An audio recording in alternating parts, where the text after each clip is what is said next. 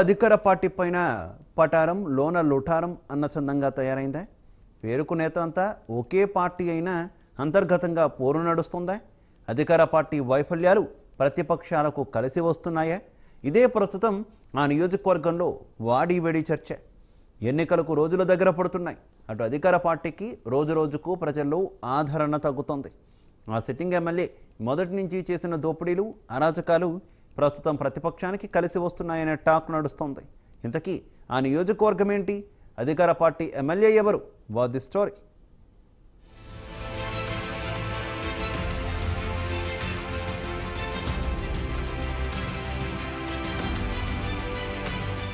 ఏపీలో ఎన్నికలకు సమయం దగ్గర పడుతుండటంతో రోజురోజుకి రాజకీయాలు హీటెక్కిస్తున్నాయి. అధికార ప్రతిపక్షాల మధ్య పోటాపోటీ రాజకీయం నడుస్తోంది.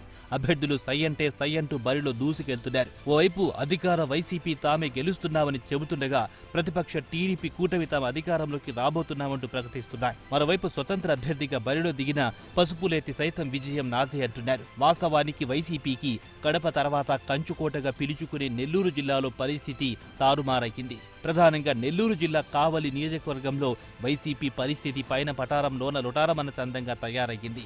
సిట్టింగ్ ఎమ్మెల్యే రామిరెడ్డి ప్రతాప్ రెడ్డితో అదే నియోజకవర్గానికి చెందిన ఇద్దరు మాజీ ఎమ్మెల్యేలు జత కలిసిన ఫలితం లేకుండా పోయింది.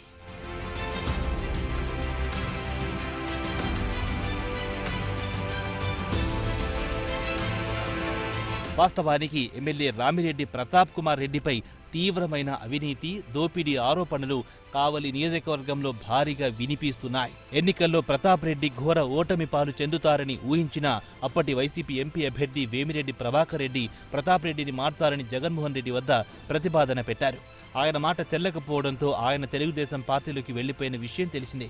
ఆ తర్వాత నెల్లూరు ఎంపీ అభ్యర్థిగా విజయసాయిరెడ్డి వైసీపీ నుంచి బరిలో దిగడంతో ఆయనకు స్నేహితుడిగా ఉన్న బీదా మస్తాన్ రావుని మాజీ ఎమ్మెల్యే విష్ణువర్ధన్ రెడ్డిని సెట్ చేశారు విజయసాయిరెడ్డి. తన కోసం కావలిలో పని చేయాలని వారికి సూచించడంతో ఎంపీ ఓటింగ్కి ఎక్కువగా ఆ నేతలు ప్రాధాన్యతనిస్తున్నారని టాక్ నడుస్తోంది. మరోవైపు అల్లూరు, బోగోలు మండలంలో వైఎస్ఆర్ కాంగ్రెస్ పార్టీకి కీలక నేతలంతా దూరమయ్యారు.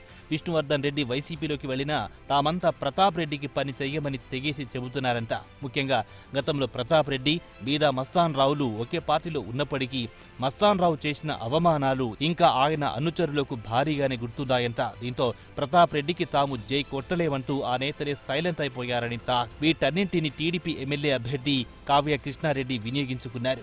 ఇటీవల కాలంలో కావలిలో టీడీపీ భారీగా బలం పెంచుకుంది. రూరల్ ప్రాంతంలో ముఖ్య నేతలందరినీ పార్టీ గూటికి చేర్చుకుంటున్నారు కృష్ణారెడ్డి. అటు పసుపులేటి సుధాకర్ సైతం నియోజకవర్గ వ్యాప్తంగా విస్తృతంగా పర్యటనలు చేస్తూ ప్రజల్లో ఆదరణ పొందుతున్నారు.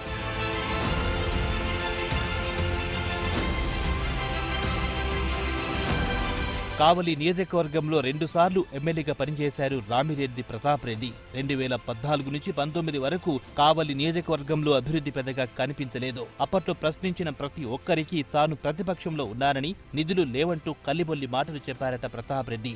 2019లో వైసీపీ అధికారంలోకి వచ్చినా తన అభివృద్ధి మాత్రం భారీగానే జరిగింది. కానీ నియోజకవర్గ అభివృద్ధి మాత్రం శూన్యంగా మారిందని ప్రజలే చెబుతున్నారని ప్రతిపక్షాలంటున్నాయి. ప్రధానంగా ఎమ్మెల్యేను ఎవ్వరు ఎదిరించినా వారిపై కేసులు పెట్టడం, వేధింపులకు గురి చేయడం, 4 గోడల మధ్య తీసుకెళ్లి కాళ్లు పట్టించుకోవడం ఎమ్మెల్యేకి ఆనవాయితీ అని ఆయన అనుచరులే చెప్పుకోవడం విశేషం. 1 కాదు 2 కాదు, ఎమ్మెల్యే పైన భారీగా అవినీతి ఆరోపణలున్నాయంట. ఇవన్నీ ప్రజల్లోకి బాగానే వెళ్లాయి. దీంతో ఈసారి రామిరెడ్డి ప్రతాప్ రెడ్డికి బాయ్ బాయ్ చెప్తామని కావలి ప్రజలు అంటున్నారంట.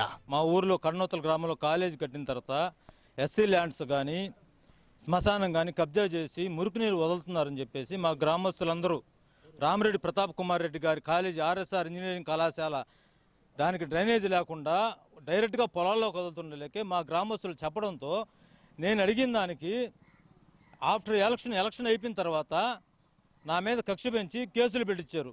సరే సార్, కేసులు పెట్టించారు కదా, నేనే స్వయంగా అడిగా, సార్ నా మీద ఎందుకు కేసు పెట్టిస్తున్నారు, నువ్వు పార్టీలోకి రమ్మన్నారు. నేను రాను సార్ అన్న. జరిగిన 3వ రోజు నా మీద రోడ్ షీట్ ఓపెన్ చేశారు. నేను దానికి కూడా నేను స్వీకరించా.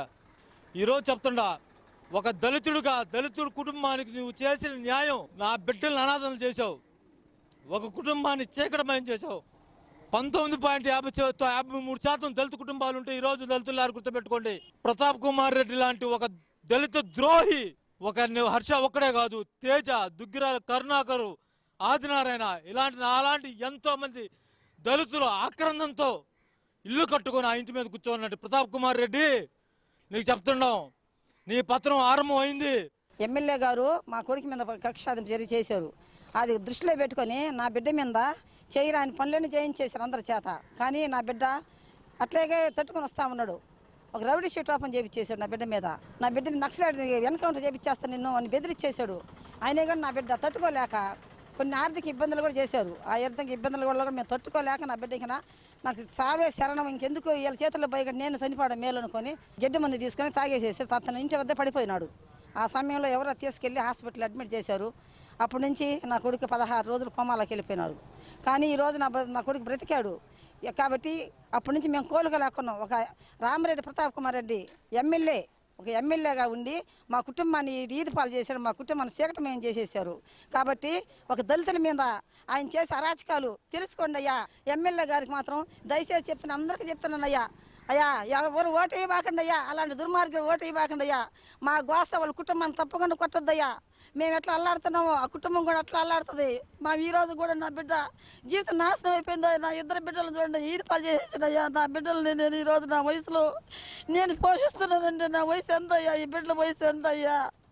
నా బిడ్డలు పోషించాలంటే నేను నా వయసు ఎప్పుడు ఉంటాను ఎప్పుడు పోతాను. నా బిడ్డలు చూడండి ఒకసారి.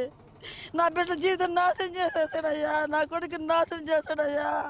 మరోవైపు నియోజకవర్గంలో తెలుగుదేశం పార్టీ భారీ అడుగులు వేస్తోంది. వైసీపీలో నేతలను తమ గూటికి చేర్చుకుంటున్నారు. కావలి పట్టణంలో 40 వార్డుల్లో 20 సంవత్సరాల్లో లేని మెజార్టీని ఈసారి తీసుకొస్తామని టీడీపీ శ్రేణులు ధీమా వ్యక్తం చేస్తున్నాయి. ఇక స్వతంత్ర అభ్యర్థిగా బరిలో నిలిచిన పసుపులేటి సుధాకర్ సైతం గెలుపుపై ధీమా వ్యక్తం చేస్తున్నారు. మరి కావలి ప్రజలు ఎలాంటి తీర్పిస్తారు, ఈ ఎన్నికల్లో ఏ విధంగా ముందుకెళ్తారో తెలుసుకోవాలంటే కొద్ది రోజులు వేచి చూడాల్సిందే.